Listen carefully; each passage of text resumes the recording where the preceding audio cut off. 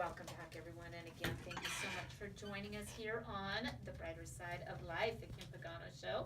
And of course, I'm here with Chad, and of course, we've got Regina Pointer in our studio. And we're talking about the walk to fight suicide. And of course, she is with American Foundation for Suicide Prevention. I'm really excited, and I'm proud to have you in our studio because this is something that, gosh, you know what, I want to be a part of, and there's so many people that don't have acceptance in our life, and we just really need to, so thank you so much for being here. Thank you for having me. What is your role and involvement with this year's Out of the Darkness Community Walk? Well, I have lived experience. I also have a mental health diagnosis, and I am a suicide attempt survivor. And so I joined the American Foundation for Suicide Prevention as a volunteer 3 years ago. And then the last 2 years, I've been the walk chair for the Out of Darkness Community Walk for Ventura County. So that is my role. Wow, that's a big role, and thank you so much for I was sharing gonna say, your I commend journey. you for saying that out loud, because it's hard for people when they've gone through such trouble in their life to be able to actually say it and help other people. And that's it, giving back. Yes, because part of my recovery was finding my purpose again, and what's really important to me is to share with the community that recovery is possible and hope is possible, and so I try to share that message of hope in our county. Wow, thank you again, thank you. So regarding the Out of the Darkness Community Walk, for folks unfamiliar, what are we gonna find that day, and how can my listeners be a part of this and help out? Well, the walk is about individuals having the opportunity to come and honor their loved ones that they've lost to suicide. So we have about 500 walkers that come out, and excuse me, out of those 500 walkers, like I said, they're individuals that have lost a loved one to suicide. They are also suicide attempt survivors like myself, and then they're community partners throughout the Ventura County. And people come and they have t-shirts made with pictures of their loved ones on them, and we have guest speakers that come out. This year we will have Lisa Klein coming, which we're very excited about. She's the producer and director of the documentary Of Two Minds and the S Word, so we're very excited to have her.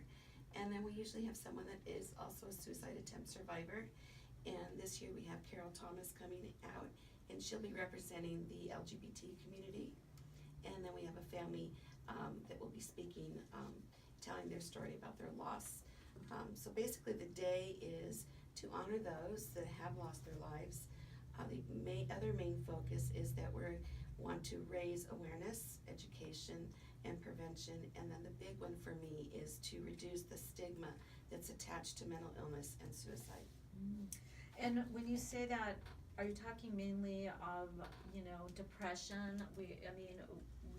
Depression and, really not fitting in. There's a lot of mental health, but also special needs or learning disabilities, right? Yes, and like I said earlier, suicide is not a respecter of any individual, whether they're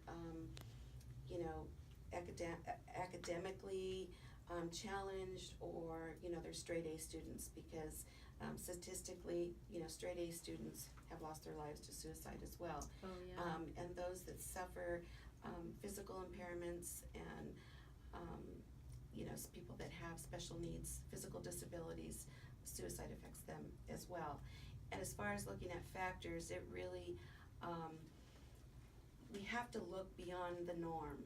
A lot of people ask me, well, so-and-so lost their lives, but we didn't have any signs. And so we have to, that's why education is so important, because we have to look beyond what we think is normal and knowing the facts. And that's what the American Foundation for Suicide Prevention wants to do. We want to reduce the suicide by 20% by the year 2025. And how we want to do that is to be able to get out to the community, get out to the schools, get out to the churches, get out to parents, parenting classes. Because if parents and educators can really look beyond, in my own personal story, I share that I just was looked upon as a bad girl, some girl that wanted attention. And there was more beyond that, and nobody was able to look at that. So, knowing the signs. Regina, and I do, again, thank you so much for being here. How did you get people to finally hear you? By finally just looking in the mirror and saying, I'm done. Okay, God, you either help me find the road to make my life different, or I'm done. And so it was taking baby steps and having my husband by my side, because I had no hope. I was completely hopeless. So he held my hope for me. So having a strong support system is crucial. Then finding the right treatment that works for you, finding the right therapy that works for you, finding the right medication that works for you, and then getting to a place where you're ready to take those baby steps on a road to wellness and recovery. Mm-hmm. So once I was able to complete that, and it's still a daily journey. I mean, mental illness is just like diabetes and heart disease and other physical ailments. Our brain is an organ, and so it's something that I will live with the rest of my life. But I choose to, just like someone that has diabetes, they choose to take their insulin as well. I know type 1 diabetic. So it's the same thing. Right. But then reaching out and finding what's out there and what works for you, because there is something out there for everybody, no matter where they're at in their journey. So if someone is in the position where you were when you felt hopeless, I mean, what is one thing that you wish someone had told you, or great question, sent you somewhere, or what is that one thing or two things, or whatever, if someone's feeling so hopeless that they don't know what to do? Well, I think reaching out to someone that person feels safe with. Did you have that? I had that. Did you have that? I did not have that as an adolescent and a young adult. I didn't have it until later on in life. Are you an only child? No. I have an older brother, an older sister, and a younger brother. Do any of them deal with? Yes.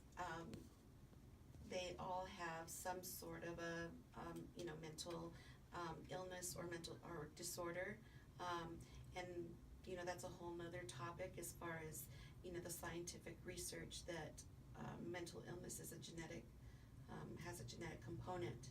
So if you have that and we hear that all the time, and maybe it might skip a generation. Well, we hear people say, oh, well, my great grandma, was institutionalized. Oh, my cousin, was in the military and he suffered PTSD and he took his life. So it definitely has a genetic predisposition. But back to your question. I guess my question too is because as a child and adolescent, you didn't feel like there was someone that you could talk to, but there's this organization. Absolutely. And there are people that understand. Yes, and even when you feel like there's not.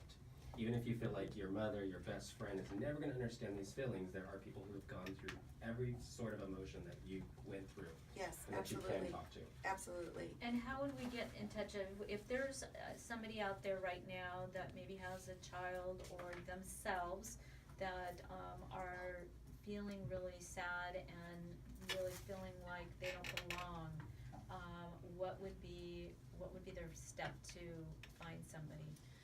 Well, if it was a student, I would encourage them to reach out to their school counselor. However, I must say, when we're dealing with teens, they don't normally reach out. They don't reach out. Statistically, they normally don't even share it with their very best friend or on social media. It's a very private act for them.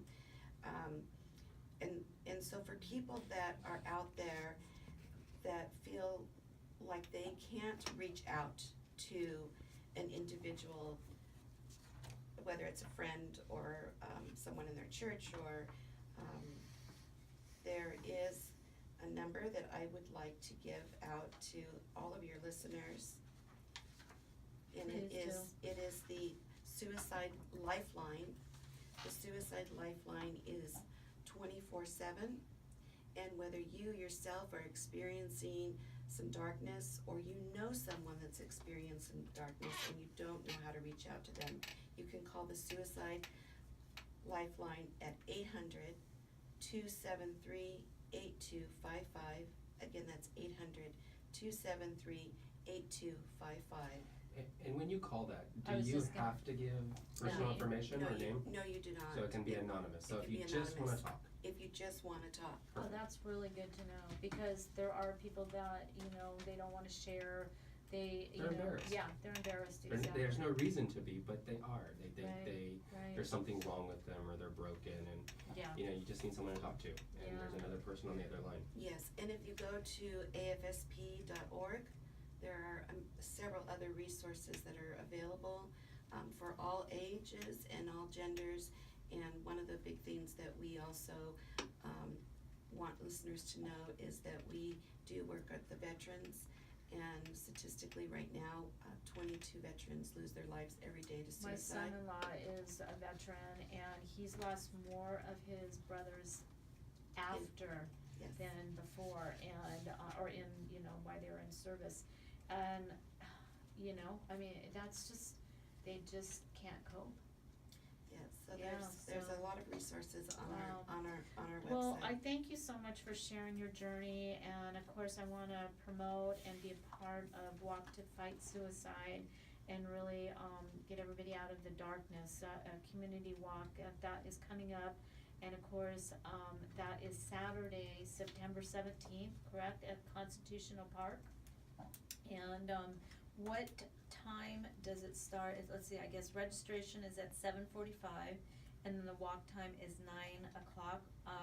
How far is the walk? Tell us a little bit about that. It's a 5K walk, Okay. which is about 3 miles Okay, in Camarillo. okay, So we are going up Carmen, down Las Posas, down Arneal, up Ponderosa, and back to Constitution Park for closing ceremonies. okay, perfect. And, how do people get involved, and how do we, register for this?